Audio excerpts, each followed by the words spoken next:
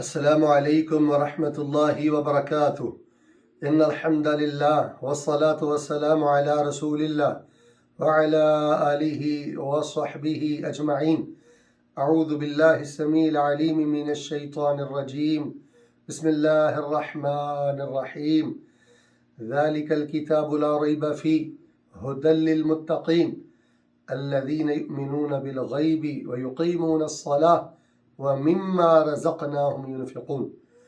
ناظرین و مستمعین، الحمدللہ ہم نے اللہ تبارک و تعالیٰ کی توفیق سے زندگی میں پہلی بار مدینہ طیبہ کی ایک بڑی معروف مسجد قبلتین میں نماز جمعہ ادا کی ہے۔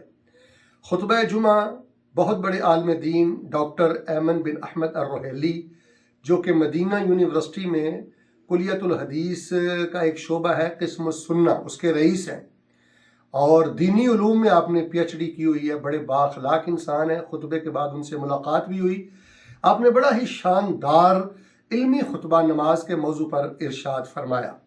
اس سے قبل کہ ہم آپ کے خطبے کا خلاصہ پیش کریں، مسجد قبلتین کے بارے میں یہ عموماً معروف ہے کہ یہ وہی مسجد ہے جہاں پر نماز کی حالت میں قبلہ تبدیل ہوا تھا۔ اصحاب نماز پڑھ رہے تھے، غالباً ظہر کی نماز بتلائی جاتی ہے۔ تو اس سلسلے میں جو علمی اور تحقیقی بات ہے وہ یہ ہے کہ جو تحویل قبلہ کا معاملہ ہے، تقریباً 16 یا 17 ماہ کے بعد یہ قبلہ چینج ہوا، بیت المقدس سے بیت اللہ کی طرف ہوا، رسول اللہ صلی اللہ علیہ وسلم کی خواہش کے مطابق، جیسا کہ دوسرے پارے کی ابتدا میں اس کی تفصیل موجود ہے۔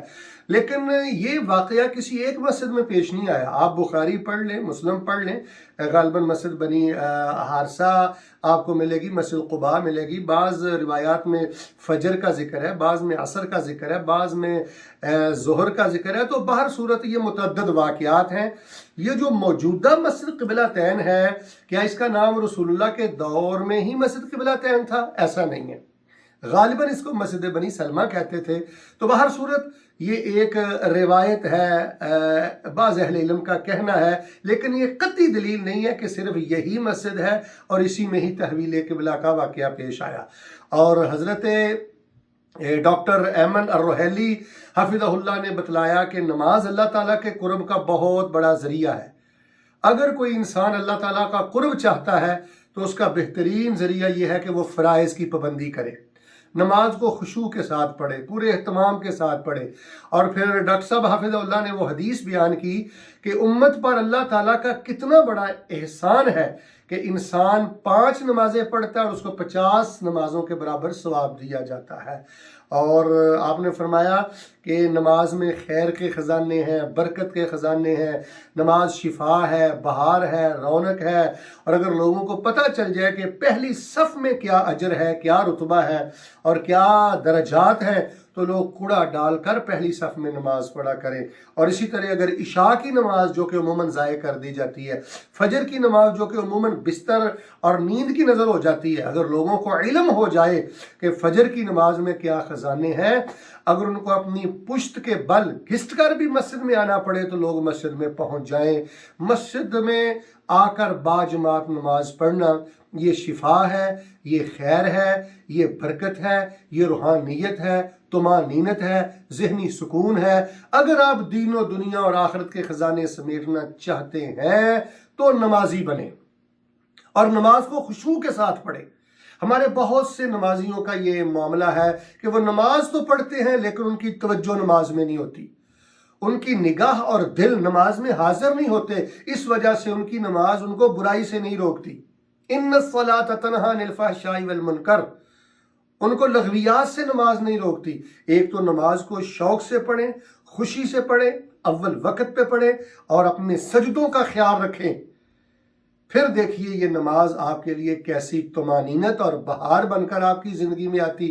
اور پھر اسی طرح حضرت ڈاکٹر ایمن الروحیلی حفظہ اللہ تبارک و تعالیٰ نے قرآن پاک کی آیات کی تلاوت فرمائی کہ اتنی اہمیت ہے نماز کی کہ یہ جنگ کی حالت میں بھی معاف نہیں ہے۔ یہ ہمارے دین اور ہماری شریعت کا واحد رکن اور فریضہ ہے کہ جن کی جزیات کو بھی تفاصیل سے بیان کر دیا گیا ہے۔ شاید کہ ہمارے دین کی کوئی ایسی عبادت ہو کہ جن کی جزیات کو اتنی تفصیل سے بیان کیا گیا ہو۔ اس سے بھی نماز کی اہمیت کا پتہ چلتا ہے کہ یہ دین کی بنیاد ہے۔ اللہ تعالیٰ کی محبت کو پانے کے لیے نماز اصل ہے۔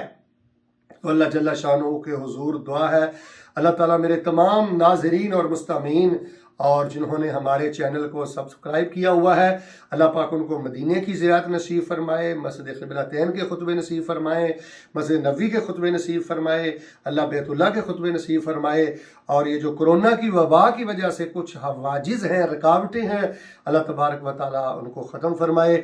کئی بھائیوں نے مجھے دعا کے لیے کہا ہے جن کے پاس بیٹے نہیں ہیں، اللہ ان کو نیک بیٹے عطا فرمائے، جو بیمار ہیں اللہ ان کو شفا عطا فرمائے، اور میری تمام ناظرین و مستمعین کے لیے دعا ہے اللہ تعالیٰ آپ کو کسی کا محتاج نہ کرے۔ اللہم انا نعوذ بک من جہد البلاء و درک الشقاء و سوء القضاء و شماتۃ الاعداء۔ حضرت ڈاکٹر صاحب نے یہ بھی بیان فرمایا کہ بے نماز آدمی کو سوچ لینا چاہیے کہ آخر اس میں ایسی کون سی خرابی اور گناہ ہے کہ اللہ تعالیٰ نے اس کو اپنے قرب سے دور کر دیا ہے، دھتکار دیا ہے، اور انسان ہونے کے باوجود وہ جانوروں جیسی زندگی بسر کر رہا ہے۔ بے نماز ہونا یہ اللہ تعالیٰ سے دور ہونے کی اور اللہ تعالیٰ کے دھتکار دینے کی علامت ہے۔ اللہ تعالیٰ مجھے اور آپ کو اور سب مسلمانوں کو زندگی کی آخری نماز بھی اللہ باجماعت پڑھنے کی توفیق عطا فرمائے، نمازیوں میں زندہ رکھے، نمازیوں میں اٹھائے، اور باب الصلاۃ سے اللہ ہمیں بغیر حساب کے اپنی جنت کا داخلہ نصیب فرمائے۔ آمین ثم آمین۔